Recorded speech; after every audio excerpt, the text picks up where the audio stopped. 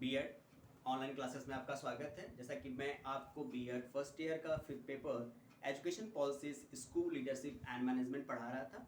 इस पेपर में हम लोगों ने पिछली कक्षा में राष्ट्रीय शिक्षा नीति की विशेषताओं के बारे में पढ़ना शुरू किया था।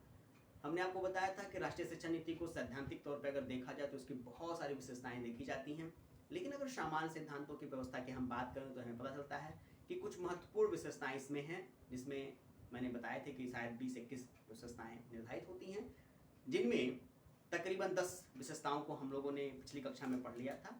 आज शेष जो विशेषताएं छूट रही थी उनकी चर्चा हम लोग आज करेंगे। देखिए, राष्ट्रीय शिक्षा नीति 1986 में अगर विशेषताओं की बात करें तो 11वीं विशेषता हमें दिखाई देती है, शिक्षकों के स्तर और शिक्षक प्रशिक्षण में सुधार। देखिए, राष्ट्रीय शिक्षा नीति एकमात्र ऐसी नीति है, ऐसी व्यवस्था है, ऐसा आयोग है जो शिक्षक प्रशिक्षण की व्यवस्था में फोकस करता, ध्यान देता है, क्योंकि वो कहता है, आयोग इस तथ्य को स्वीकार करता है कि किसी भी व्यवस्था को बनाए रखने के लिए आवश्यक है, ध्यान दीजिएगा, किसी भी व्यवस्था को बनाए रखने के लिए आवश्यक है कि उस व्यवस्था में जो लोग हैं वो अपनी जिम्मेदारियों को समझे, अपने काम को समझे। कहने का तात्पर्य है पठन पाठन की व्यवस्था का संपूर्ण भार जो होता है प्रबंधन के साथ साथ वो शिक्षकों पे होता है। यदि शिक्षक अपने कार्य में शिक्षित और प्रशिक्षित है तो बेहतर तरीके से अपना काम करता है। यदि उससे प्रशिक्षित नहीं है तो कहीं ना कहीं जितनी जिम्मेदारियों से उसको काम करना चाहिए उतने तरीके से वो काम, उतनी जिम्मेदारियों से अपना काम शायद नहीं कर पाता है। इसी तथ्य को ध्यान में रखते हुए राष्ट्रीय शिक्षा नीति कहती है कि हर हाल में जितने भी शिक्षक लोग इस कार्यक्रम में लगे हुए हैं उन्हें, ध्यान दीजिएगा, उन्हें हर हाल में प्रशिक्षित किया जाएगा। ध्यान दीजिएगा, हर हाल में प्रशिक्षित किया जाएगा। शिक्षक प्रशिक्षण कार्यक्रम को बेहतर बनाया जाएगा। कोशिश ये की जाएगी कि प्रत्येक जिले पे एक शिक्षण प्रशिक्षण, जिसे हम शॉर्ट फॉर्म में डाइट कहते हैं, डिस्ट्रिक्ट टीचर एजुकेशन सेंटर, यानी इसे डाइट्स कहते हैं, जिला शिक्षा प्रशिक्षण संस्थान स्थापित कराए जाएंगे, जिससे कि हर हाल में बेहतर शिक्षकों का चयन किया जा सके, बेहतर शिक्षक निर्मित किया जा सके, बनाया जा सके, प्रशिक्षित किया जा सके। साथ ही साथ ये भी कहा गया कि जिन जिलों में, जिन जगहों पे, जिन क्षेत्रों में यह जिला शिक्षा प्रशिक्षण संस्थान स्थापित नहीं हो पाते हैं, वैसे संस्थानों पे जो पूर्व से महाविद्यालय चल रहे हैं, जो अपने यहाँ शिक्षक प्रशिक्षण की व्यवस्था निर्धारित करते हैं, उन संस्थाओं को शिक्षण प्रशिक्षण केंद्र के तौर पे जाना जाए, उनको स्वायत्तता दी जाए, उनको अधिकार दिया जाए ताकि बेहतर तरीके से अपना वो काम कर सकें। तो ये 11वीं बात दिखाई देती है शिक्षण प्रशिक्षण कार्यक्रम के संबंध में, जो कि राष्ट्रीय शिक्षा नीति की एक विशेषता थी। ये भी कहा गया कि ये प्रशिक्षण संस्थान अपना काम ईमानदारी से करें, मजबूती से करें। इनकी देखरेख की व्यवस्था जो एनसीटी की है, एनसीटी को भी गाइडलाइन जारी किया गया कि वो भी कुछ उसको स्वायत्ता दिया, कुछ अधिकार दिए जाए ताकि वो अपने कार्य को, जिम्मेदारियों का निर्वहन ठीक प्रकार से कर सके। देखिए, वहीं 12वीं विशेषता दिखाई देती है, प्रौढ़ शिक्षा कार्यक्रमों का विस्तार किया जाएगा। ध्यान दीजिएगा, राष्ट्रीय शिक्षा के लक्ष्य को प्राप्त करने के लिए कहा गया कि हम लोग प्राथमिक स्तर, माध्यमिक स्तर, उच्चतर माध्यमिक स्तर पे शिक्षा की व्यवस्था निर्धारित कर रहे हैं, लेकिन बहुत सारे बालक बालिकाएं ऐसे भी हैं जो अध्ययन में रुचि रखते हुए भी अपने अध्ययन की व्यवस्था को पूरा नहीं कर पाए। इसलिए उन लोगों के बीच में इस राष्ट्रीय साक्षरता कार्यक्रम जैसे कार्यक्रम चला के शिक्षा का जो स्तर है भारत में, जो एजुकेशन का स्तर, जो साक्षरता का स्तर है, उसको बढ़ाने का भी प्रयास किया गया। ये भी एक विशेषता थी राष्ट्रीय शिक्षा नीति की। कहा गया कि 15 से लेकर 35 वर्ष तक के हर व्यक्ति को शिक्षित किया जाए ताकि राष्ट्रीय साक्षरता का जो स्तर है वो बढ़ सके।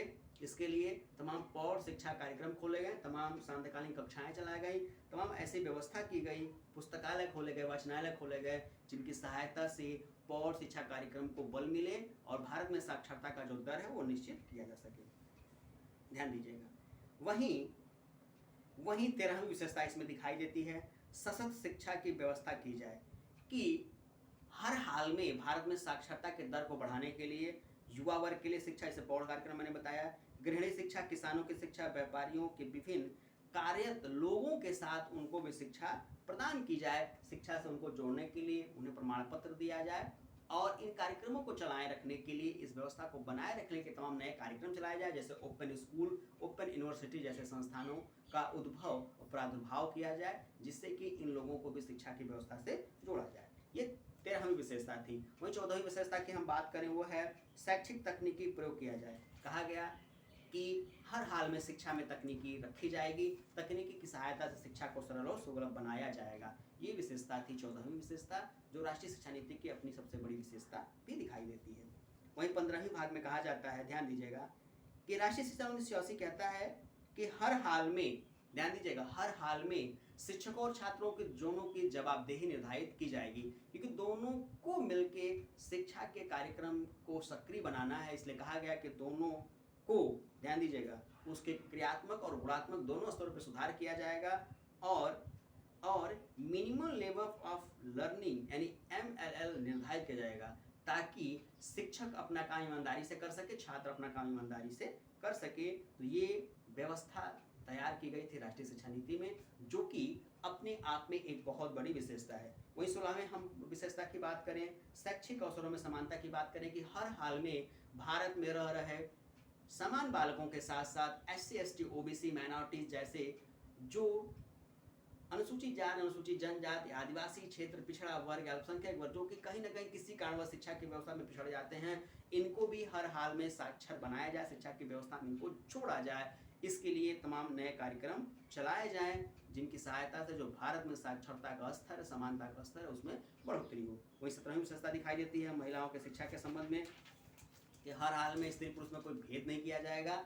यदि किसी क्षेत्र में किसी कारणवश महिलाओं की शिक्षा में कोई समस्या आती है तो महिला विद्यालय स्थापित किए जाएं, महिला बालिका विद्यालय स्थापित किए जाएं, ताकि हर हाल में साक्षरता के लक्ष्य को निर्धारित और पूरा किया सके। वहीं 18वीं विशेषता दिखाई देती है अनुसूचित जाति और अनुसूचित जनजातियों के क्षेत्रों में स्थापित बच्चों के संबंध में, कि बहुत सारे एरियाज ऐसे हैं जहाँ अनुसूचित जाति, अनुसूचित जनजाति के लोग हैं, वहाँ वो एजुकेशन में भाग नहीं ले पाते हैं। ऐसा कहा गया कि अनुसूचित जाति, अनुसूचित जनजाति, आदिवासी और अनुसूचित जातियों के बच्चों को शिक्षा की व्यवस्था जोड़ने के लिए पहले उनको जंगलों से निकाल के बाहर लाया जाए, उन्हें उनकी भाषा में शिक्षा दी जाए, फिर समान भाषा में शिक्षा दिया जाए और धीरे धीरे शिक्षा की व्यवस्था में जोड़ दिया जाए। यदि उन्हें पढ़ाई में असमर्थता होती है, पारिवारिक संबंधों में असमर्थता होती है, तो उनके लिए छात्रावास निर्धारित किए जाएँ और कोशिश ये की जाए कि उनके क्षेत्र में जो विद्यालय स्थापित किए जाए, उस क्षेत्रों में उनके संबंध के शिक्षक, उन्हीं जाति के शिक्षक निर्धारित किए जाए। हालांकि ये करना थोड़ा संभव नहीं था, लेकिन फिर भी ऐसी व्यवस्था राष्ट्रीय शिक्षा नीति में रखी गई, जो अपने आप में विशेषता का काम करती है। वहीं 19वीं विशेषता दिखाई देती है पिछड़े वर्ग के क्षेत्रों के संबंध में,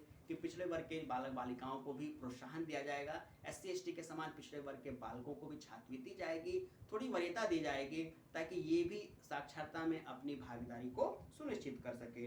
वहीं 20वीं बात कही जाती है, 20वीं विशेषता जो दिखाई देती है राष्ट्रीय शिक्षा नीति में, वो है अल्पसंख्यक और विकलांगों की शिक्षा के संबंध में, कि अल्पसंख्यकों को भी अपनी शिक्षा की व्यवस्था को बनाए रखने का अधिकार होगा, उनकी अपनी व्यक्तिगत जिम्मेदारी होगी।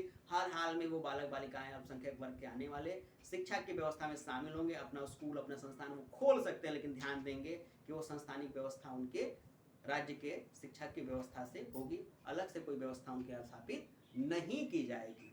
ये 20 व्यवस्थाएं जो थी वो राष्ट्रीय शिक्षा नीति में दिखाई देती है। वही थोड़ी सी बात इसमें और दिखाई देती है अल्पसंख्यक शिक्षा के संबंध में, कि अल्पसंख्यकों की शिक्षा की व्यवस्था भी की जाएगी, उनका अधिकार होगा, अपने पाठचर्या का निर्माण करना उनका अधिकार होगा। साथ ही विकलांग बच्चों की व्यवस्था के बारे में भी कहा जाता है। इसी में विशेषता के तौर पर कहा जा सकता है कि हर हाल में जिले स्तर पे एक विकलांगिक व्यवस्था का विद्यालय स्थापित किया जाएगा, और यदि उस व्यवस्था को बनाए रखने में, अगर विकलांगिक व्यवस्था स्थापित करने में किसी प्रकार की कोई समस्या का सामना होता है, तो ये कोशिश की जाएगी कि जो समान विकलांगिक बालक हैं वो समान विद्यालयों में अध्ययन ले सके।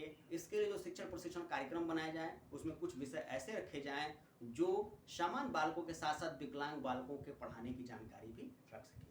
तो ये कुछ खास विशेषताएं थी जो राष्ट्रीय शिक्षा नीति में हमें देखने को मिलती है। इसकी चर्चाएं आज हम लोगों ने किया। आज की कक्षा में बस इतना ही। अगली कक्षा में फिर हम नए टॉपिक के साथ इसके बारे में कुछ और चीज़ें आपको बताएंगे। धन्यवाद।